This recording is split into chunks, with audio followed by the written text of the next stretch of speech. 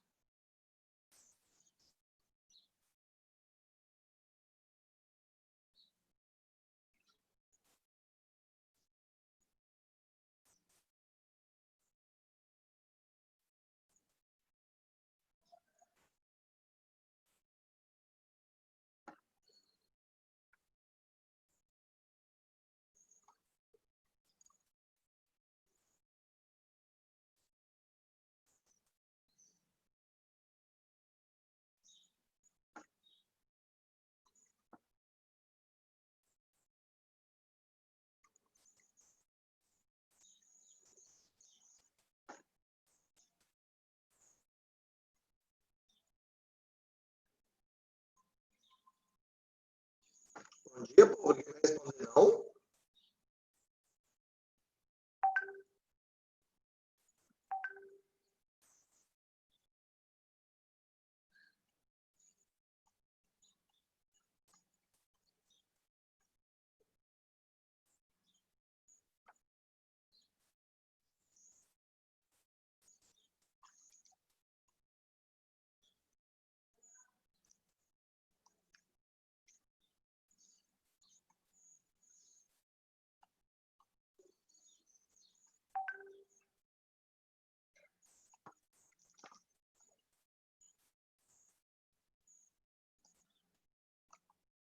É, todo mundo. Isabela, Anthony, Natália, Tainara. Boa. Ninguém tá com o microfone. Ai, ai.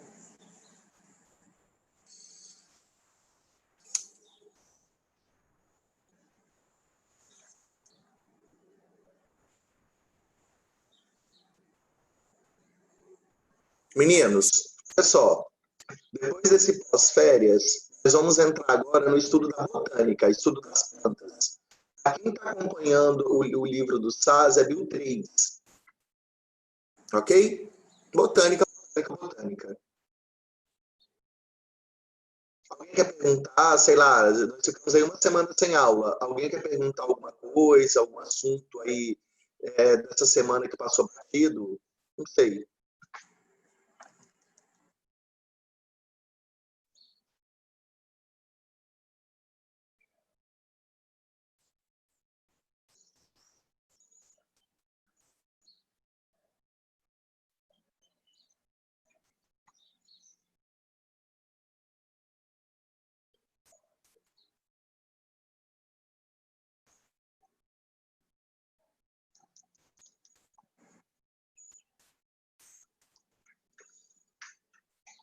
Valeu, Daniel.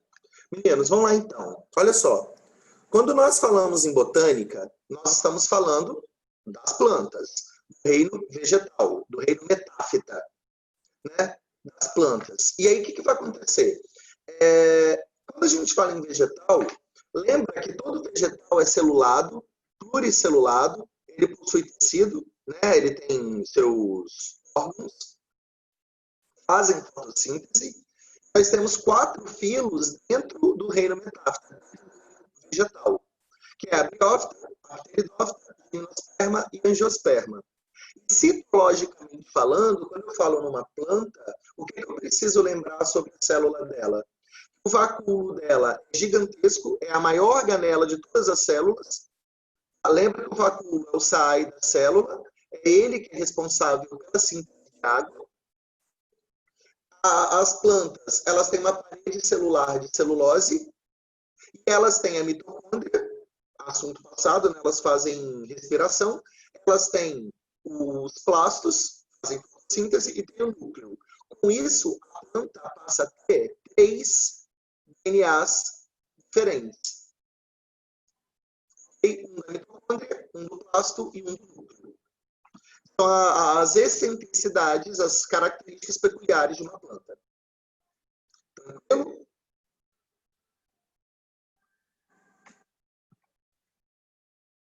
Tranquilo?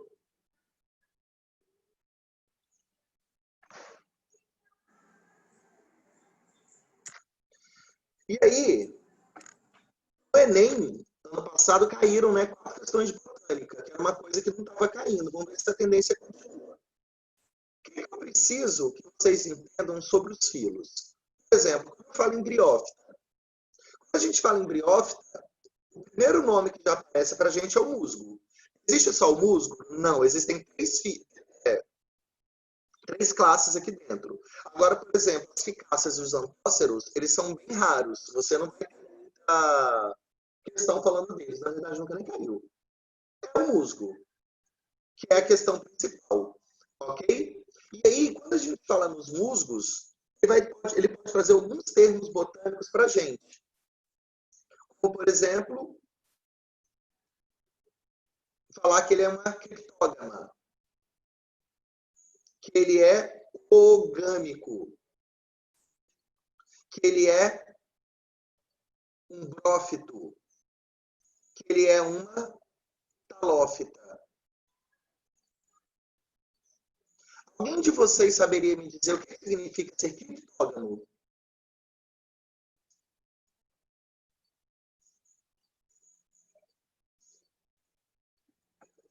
O que é ser criptógamo?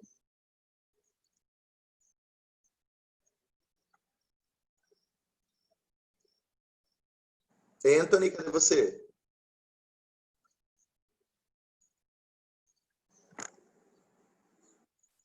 Tá sem microfone? Alguém? Ninguém com microfone? Anthony, você tem microfone, para.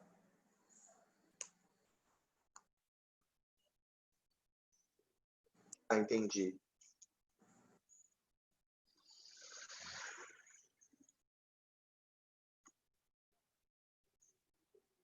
O termo criptógama é aquele que não tem nem flor nem semente. E não tem flor, não são plantas sem flores e são plantas sem sementes. As briófitas são ogâmicas, ou seja, dependem da água para sobreviver. Não é dependem no sentido de hidratar, é dependem da água no sentido de reprodução. Então, logo, elas só vivem em locais que têm água. Tá? Um brófito, eu já até tinha falado desse termo quando nós falamos lá na fermentação. Ela só vai viver na sombra. Então, você só vai encontrar musgos perto de água, porque ela é orgânica, e onde tem sombra. E, geralmente em florestas, perto de represas. Na cidade, a gente encontra muito em bueiros, onde tem água correndo, esgoto, né? Você encontra bastante briófita. O esgoto, desde que não esteja muito poluído, que elas não vivem na poluição, tá? E aí, esse termo talófita, na verdade, vamos substituir ele por avaz, que vai ser o termo mais comum em prova. Professor, é em volta em orgânica. Fala de novo, por favor. Qual? Depende da água, orgânica. Orgânica, Natália, é quem depende da água para reprodução. Ela só se reproduz dentro da água.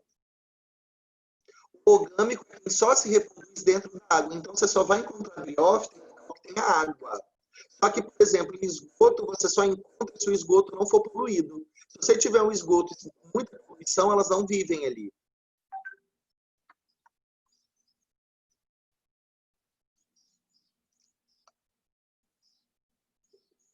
Elas não vivem em local muito poluído. E aí, o que seria avascular? Todo o fluxo de substâncias da briófita ocorre por osmose ou difusão, ou E, né? Não importa. Ou difusão. Então, todas as briófitas são pequenas porque elas são avasculares. Esse monte de nome que eu falei, o principal é esse. assim, as questões de prova. Porque ela é a única planta vascularizada. É a única planta que não tem vaso condutor. Tanto é que quando a gente pega o desenho de uma briófita,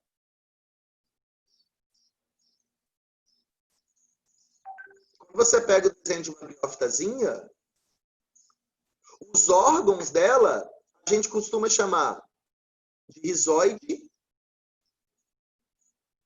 cauloide. Foloide, filoide, aparece vários nomes para isso. O que é a terminação oide?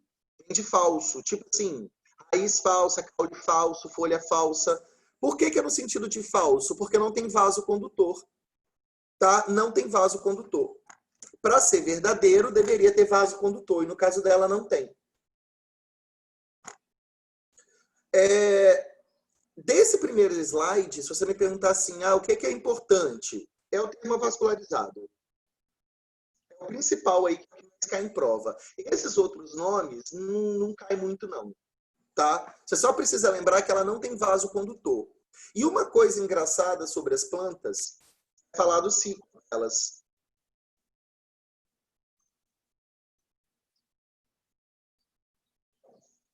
Eu tinha dito que a Natália perguntou da questão dela ser ogâmica, ou seja, dela depender de água para reprodução. Como que isso acontece? Como que isso se dá? Olha só. Primeira coisa, se vocês vão entender o que eu vou desenhar aqui. Eu vou ter uma briófita macho e uma briófita fêmea. Como eu tenho a briófita macho e a briófita fêmea, nós falamos que ela é um ser dioico. O macho e a fêmea, ela não é hermafrodita. O macho vai produzir o gameta dele, que é biflagelado. Tem 2 flagelos. Alguém sabe me dizer o nome desse gameta? Tem um nome isso.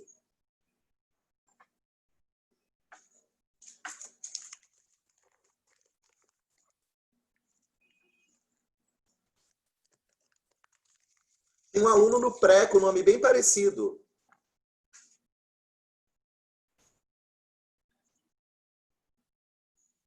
Ninguém? Anterozoide. E o feminino vai produzir outro óvulo, vai produzir também o gameta dele, chamado oosfera. Eu tenho produção de gametas, tanto no anterozoide quanto na oosfera. Tanto no masculino quanto no feminino. E aí, o que vai acontecer nesse ciclo? O masculino ele vai ter que nadar para encontrar o feminino. Ele sai para encontrar o feminino. Esse processo de nadar que faz com que a planta seja orgânica, que eu tinha falado no slide anterior. Por que ela só pode viver onde tem água? Porque o anterozoide tem que nadar para achar a oosfera. A gente chama esse processo dele nadar de quimiotaquitismo, porque a oosfera vai liberar determinadas substâncias químicas para fazer com que o anterozoide ache ela. Então, ele vai se movimentar por estímulo químico. Ok? Depois a gente vai até falar sobre os movimentos vegetais, que caiu uma questão ano passado, e o quimiotactismo existem várias partes vegetais. Então, o macho, ele nada por estímulo químico para tentar achar a fêmea. Feito isso, o que vai acontecer com a briófita fêmea? Ela vai produzir uma estrutura desse jeito. Que coisinha linda. Só a fêmea que vai fazer isso. Nós vamos chamar essa estrutura nova, aqui a separação entre as duas, haustório. E essa cabecinha aqui, de caliptra. E aí o que vai acontecer? Aqui dentro vão ser produzidos os esporos. Quando a caliptra se abre, os esporos vão cair, e cada vez que um esporo cai, vai ser produzido uma nova briófita. Cada vez que o esporo cai, vai ser produzida uma nova briófita. Até aqui tá tranquilo?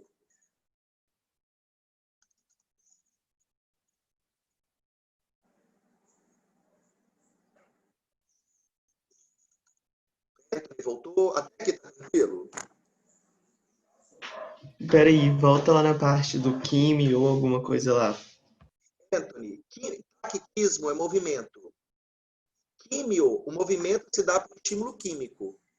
Então, o anterozoide, ele se movimenta na água, ele acha a oosfera, porque a oosfera libera.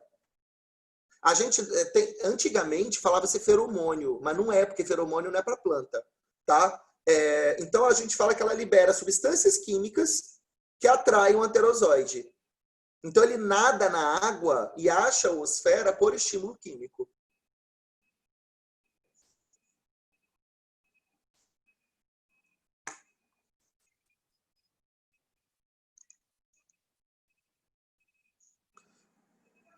É oogâmica. Não é orgânica, não. É com dois O mesmo. Oogâmica. Natália. Oogâmica. Oogâmica.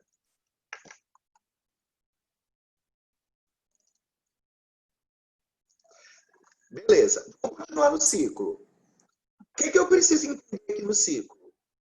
A primeira coisa é saber que gameta é diferente de esporo.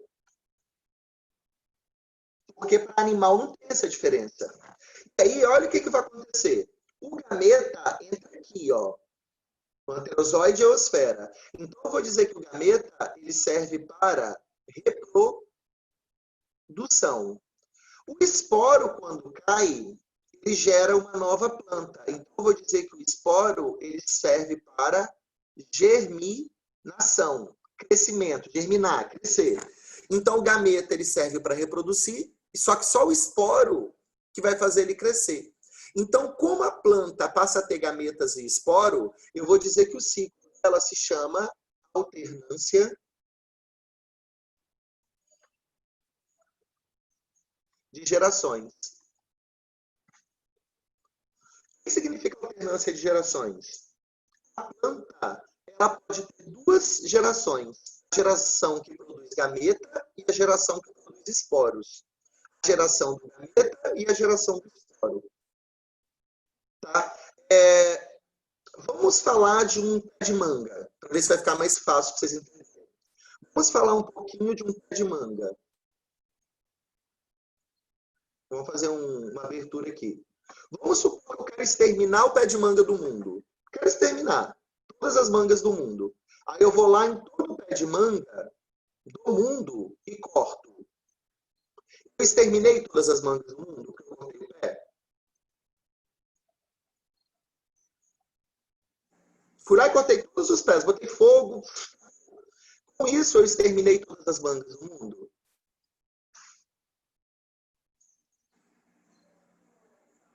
Não. Não. Por que não? Porque existe o que ainda? A semente. O que significa ser alternância de gerações? O pé de manga pode produzir a semente e a semente pode produzir o pé de manga. Então, a vida da planta é dividida em duas fases. Aonde que eu preciso que vocês entendam isso na prática? Aqui em Ares nós temos as lagoas cheias de aguapé, da eutrofização. Aí a prefeitura vai lá e passa a rede e leva todos os aguapés. Aí passa 1, 2 meses, tá tudo cheio de novo. Vocês entendem que a planta tem alternância de geração? Se eu tiro os aguapés, ótimo. Só que as sementes deles continuaram na água. A semente continuou na água. Aí o que ela vai fazer? Germinar e crescer. Então, para eu acabar com os aguapés da lagoa, eu tenho que matar os dois ciclos dela. Eu tenho que passar a rede e tirar as macrófitas maiores, né, os pés maiores, e tenho que colocar algum peixe ou alguma coisa que coma o que ficar dentro da água, porque senão ela volta a crescer. Todas as plantas têm esse ciclo de alternância de gerações. Ela alterna a vida dela em 2 momentos. um momento gera o outro. Quando a gente fala em frutas, é mais fácil entender. Tipo, o pé de manga, né? O pé de manga gera a manga e a manga gera o pé de manga. Tanto faz para ela. Perguntas? Mas elas não têm semente, né? Então seria os esporos. Mas você colocou a semente da manga para facilitar. Só peguei para facilitar, isso aí. Porque no caso, as briófitas não têm semente, elas são criptógamas. É porque se eu falar para você que é briófita, o esporo, parece que é uma coisa... Esporo, vocês nunca viram esporo. Aí uma semente de manga parece que é algo mais... Né? E aí, tá tranquilo até aqui. Beleza, vamos continuar nesse ciclo. Como a planta tem uma alternância de gerações, ela tem a fase que produz gameta e a fase que produz esporo.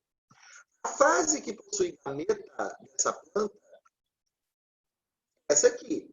Então, nós vamos chamar ela de gametófito. Ou seja, o vegetal fito que produz gameta. A parte da planta que produz os gametas é a própria planta, no caso da briófita. Já essa estrutura aqui, ó, que eu só estou chamando de estrutura, nunca tem nome, nós agora vamos chamar ela de esporófito.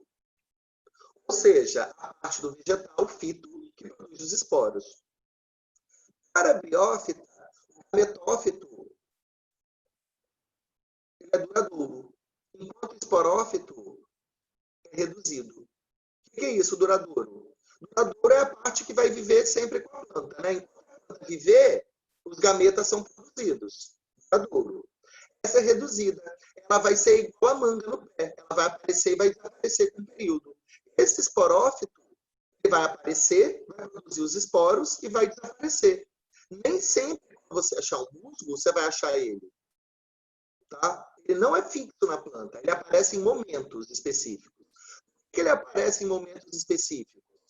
O gametófito ele é autotrófico. Ou seja, ele faz fotossíntese. Então, ele se mantém. Já o esporófito é um parasita. Porque ele não gera energia. Ele não faz fotossíntese, ele se alimenta da parte de baixo. Então, quando ele produz os esporos, que ele já fez a função dele, o que a planta faz? Ela vem aqui no haustório, que é a separação entre os dois, e faz uma seca hídrica. Igual a manga faz. Se você pegar uma manga madura, depois que a manga está madura e ela caiu do pé, se você olhar o talo dela, está seco. Porque, tipo assim, se a planta está madura, não precisa mais estar ali. A mesma coisa aqui. O haustório vai secar para fazer esse esporófito cair. Para fazer esse esporófito cair. Ok?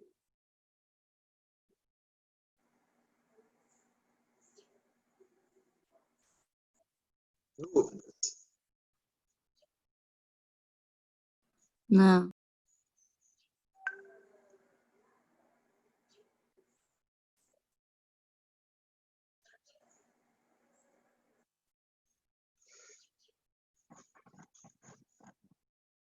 Um livro que não vai trazer o nome do ciclo de alternância de gerações. Vai chamar de ciclo aplodionte.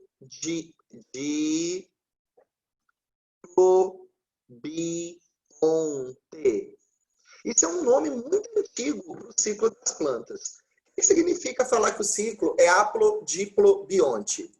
Se eu voltar aqui no ciclo dela de novo, para a gente falar de genes, o que acontece? Tanto os esporos quanto os gametas, eles são haploides. Gameta e esporos são haploides. Só que se você olhar o meu ciclo, o que vai acontecer? O esporo, ele é N. O gameta é N. Quando o esporo cai, ele gera uma briófita nova. Então, significa que a briófita por si só é N, haploide. Agora, o esporófito, ele não vem da união dos dois gametas, do heterozoide e da osfera. Então, o esporófito, essa estrutura é 2N. Então, o processo de meiose acontece aqui. Então, eu tenho uma fase N e uma fase 2N para a planta. Por isso que tem livro que pode chamar de haplo Sim. Diplo, 2N, bionte. Ela tem as duas fases adultas desenvolvidas. Só que na botânica hoje usa-se mais alternância de gerações. Ok? Desse ciclo, agora eu acabei com ele. O que eu queria falar, eu falei. Vocês querem perguntar alguma coisa? Não.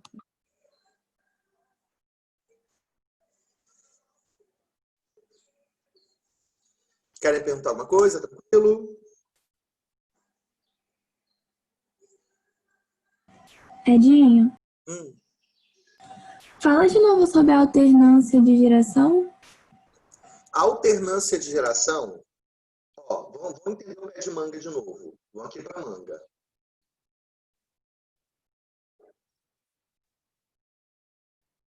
Eu tenho a manga fruta e o pé e a mangueira. Beleza. Você entende que o pé de manga gera a manga e a manga, se eu plantar, gera o pé? Tipo Sim. assim, um gera o outro. Aham. Eu posso dizer que a manga, enquanto ser vivo, tem uma alternância de gerações. Por quê? Ela alterna a vida dela em duas fases.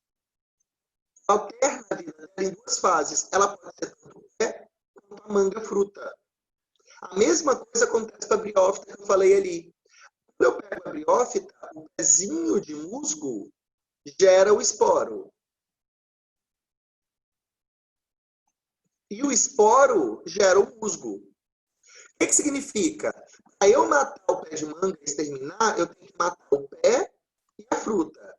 Para eu exterminar o musgo, eu tenho que matar o musgo e o esporo. Todas as plantas têm a vida dela dividida em duas. Nós, animais, não. Se eu pegar o Anthony e matar ele, acabou. Nós não temos o nosso ciclo é diplobionte apenas. Nós só temos diplobionte, ponto. Nós não alternamos geração. Se eu matar o Anthony, ele está morto. Ah, mas tem um espermatozoide do Anthony guardado. Não importa. O espermatozoide do Anthony não gera o Anthony. Não gera, não dá certo. Então, para os animais, não existe alternância de gerações. Para a planta, existe. A planta divide a fase dela em dois corpos físicos. A fruta e o pé, vamos dizer assim, para ficar mais fácil de entender. Edinho, tipo, a planta não produz diretamente o indivíduo. O ser humano já produz. Entendeu? Não entendi. Fala de novo. Tipo, uma pessoa produz outra pessoa. Ela produz o indivíduo diretamente. A planta não. Ela produz Mas a a planta semente. não produz outra planta? Sim, mas tipo, produz a semente para depois produzir indivíduo. Ah, sim. Entendi o que você quis dizer. Tem quantas pessoas, por exemplo, que são agricultoras que pegam a semente e estocam? Tipo café e milho, feijão, o povo estoca e vai plantar um ano depois. A planta ainda tem essa vantagem. Como a Tainara mesmo falou, como não gera diretamente, né, o outro indivíduo, você ainda pode armazenar ela para plantar depois.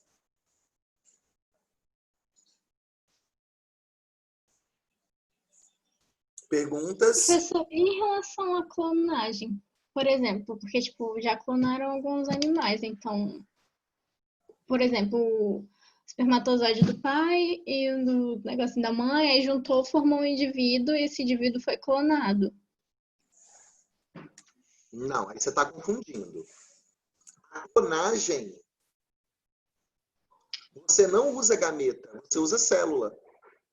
Ah, tá. Mas aí, por exemplo, tipo, primeiro formou o indivíduo e depois clonou a célula desse indivíduo. Vai ter dois indivíduos, não? Sim, mas, por exemplo, na clonagem, você pega aqui a Tainara. Eu vou pegar uma célula do braço dela. Dessa célula do braço, uma célula já formada, é que eu vou clonar. Eu vou clonar a célula dela. Aí, para isso dar certo, você vai fazer indução de hormônio e você vai precisar de uma barriga de aluguel para essa célula se desenvolver para o processo de clonagem. não usa gameta. Para eu clonar a Tainara, eu não preciso dos gametas dela. Mas é que, tipo, eu tô tentando perguntar do que formou da planta que tem a fruta e que a fruta forma o pé.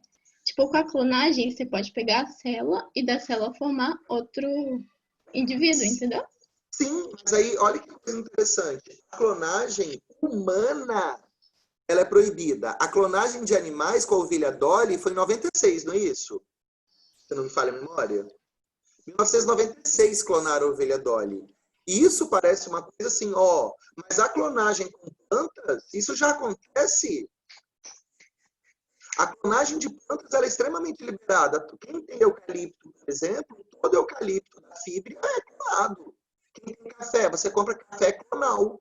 O nome já até fala. O que as pessoas fazem com planta? Você tem aqui um pé de mexerica, sei lá, do que você quiser.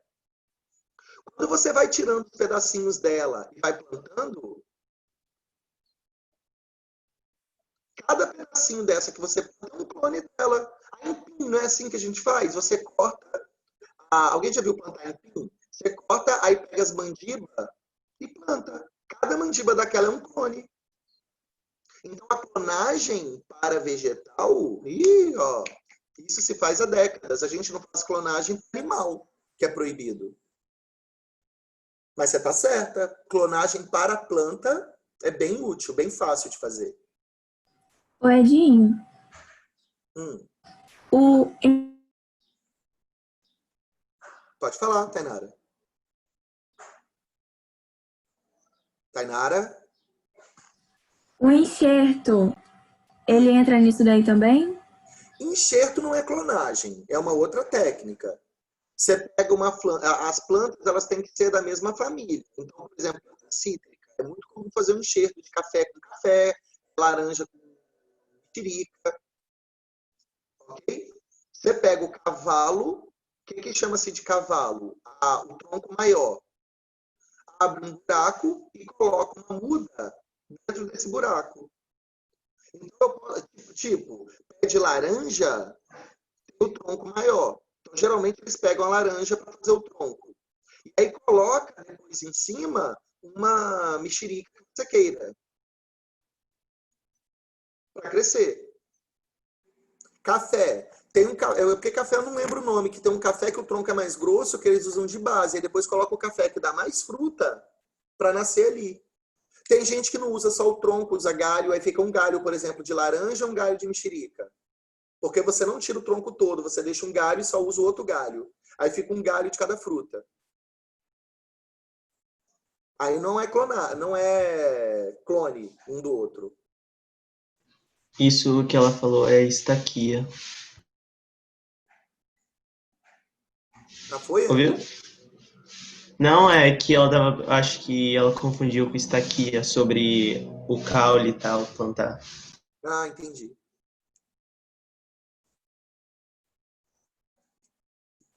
Meninos, podem perguntar, tranquilo?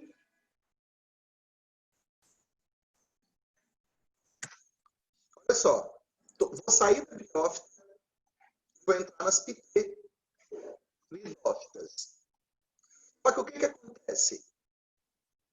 Título de Enem, quando eu saio da briófita e entro na pteridófita, a primeira coisa que vai aparecer é que ela é a primeira planta vascular. Lembra que eu falei que a briófita era a única avascularizada? A pteridófita é a primeira planta com vaso condutor.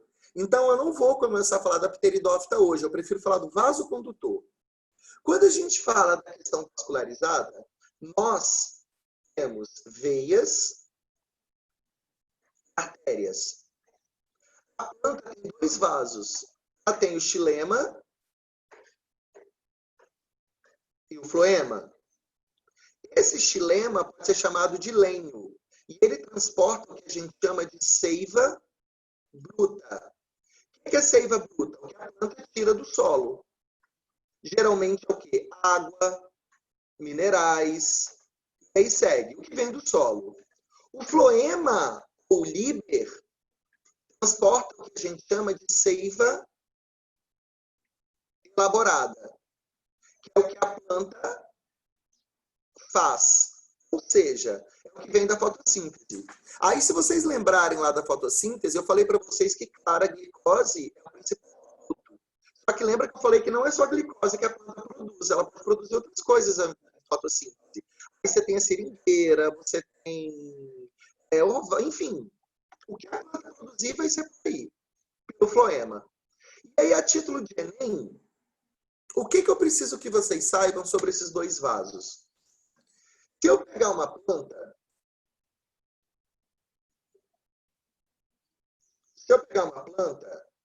os dois vasos estão em um local diferente dentro dela. O xilema, como ele transporta a seiva bruta, ele sai do solo, ou seja, ele vem para a raiz, todo ele vem para a raiz, ele sobe pelo meio da planta, por isso que ele também é chamado de lenho, porque ele está na lenha. E lá em cima, ele é distribuído. Já o floema, como ele é a seiva elaborada, é o que a planta faz via fotossíntese, ele vem da folha e vai descendo. Só que olha que engraçado, em vez de descer pelo meio, ele desce pela lateral, pelo ladinho. Enquanto o xilema sobe pelo meio, o floema desce pelo lado. Ok? Eles têm esses dois locais diferentes de transporte. Um está dentro da madeira, outro está na lateral. Baseando nisso, tem uma técnica chamada anel de Malpighi, que fala o quê? Esse cara, ele trabalhou com duas coisas que vocês vão precisar entender a título de Enem. Coisa número 1. Se eu pegar aquela árvore anterior e fizer um anel no tronco dela, desse jeito, nossa, que árvore linda. Não tem mais essa daqui. E fizer um anel no tronco dela, o que vai acontecer? Esse anel, ele tem que ter aproximadamente para mais 12 centímetros, tá? Não pode ser um anelzinho, não. Tem que ser uma coisa mais grossa. O que vai acontecer? O xilema vai continuar subindo. Mas o floema não vai conseguir passar. O anel, ele bloqueia só o floema. A partir do momento que o floema não consegue descer, porque você anelou a árvore, o que vai acontecer com a raiz? Vai morrer. Lembra que a raiz, ela armazena amido.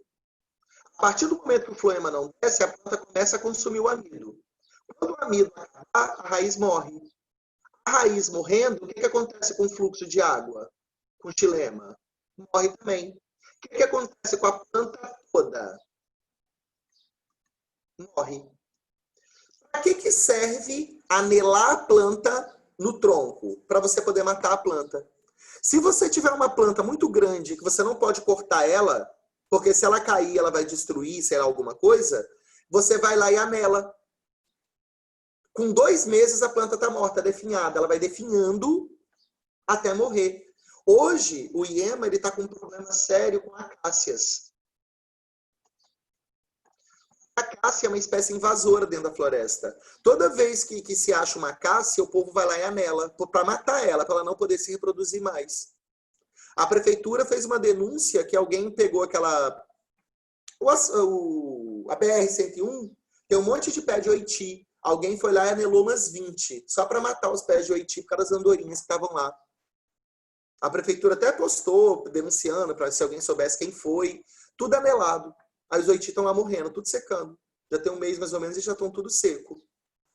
E aí, ainda dentro desse anel, o que pode acontecer? Vamos supor que a árvore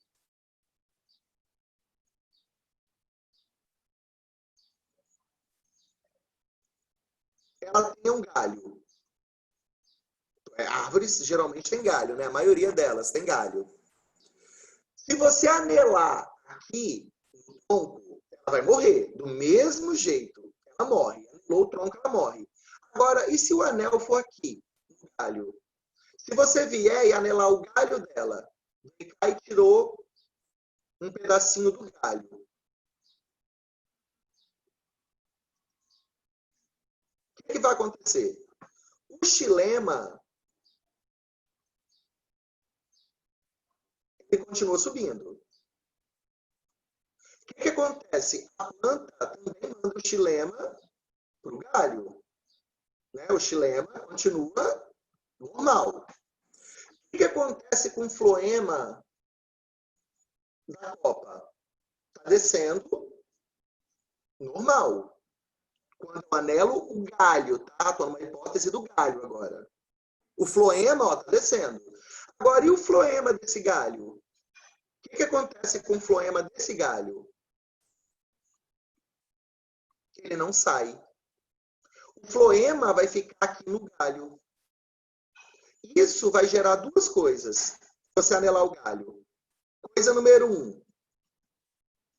A árvore fica menor. Por que a árvore fica menor? Vocês estão entendendo que esse galho passa a ser um parasita dela? Por quê? Ela está dando água, o xilema está indo, mas o galho não está contribuindo com a planta. Então, com isso, a planta vai ter que sustentar o galho e o galho não dá nada em troca. Aí a planta não cresce muito, ela fica menor. Qual é a segunda coisa? Os frutos do galho vão ficar maior e mais doce. Por que as frutas desse galho vão ficar maior e mais doce? Porque o floema não está sendo mais dividido com a planta, vai ficar acumulado só ali no galho. E isso vai tudo para o fruto. Então, quando a gente fala num pé de fruta, um pé de goiaba, é excelente. Por quê? O pé de goiaba vai ficar menor, o pé de fruta, isso é bom, com goiabas maiores e mais doces. Então, quem aí vai no interior, é muito comum o pessoal fazer esse anelamento do galho. É muito comum as pessoas anelarem o galho das árvores. Por que elas anelam o galho? Exatamente para ficar nesse processo. Tem gente que faz ele meio errado. O que é fazer ele meio errado? Tem gente que quando o pé de árvore está crescendo, no interior, vai lá e bota, por exemplo, arame no galho da árvore.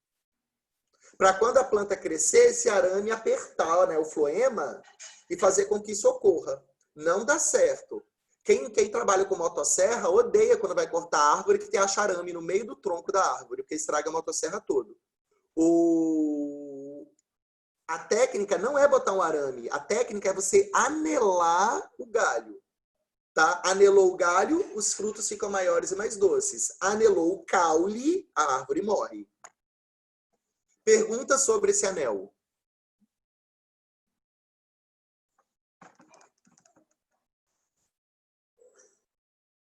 Pergunta sobre o anel.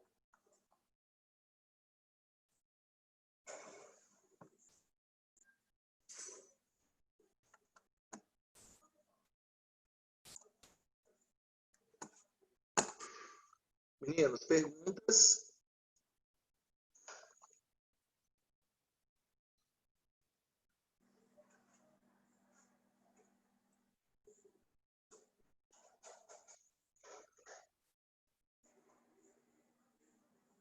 Estou olhando o chat agora. Daniel perguntou, Anthony respondeu, tá certo, da bruta. Isso aí. Meninos, por hoje seria isso. Tá? Amanhã eu vou começar a pteridófitas e gimnospermas para a gente ir logo para a fisiologia anatomia botânica em movimentos. Ok? Bom estudo para vocês. E amanhã a gente se vê. Falou, meninos.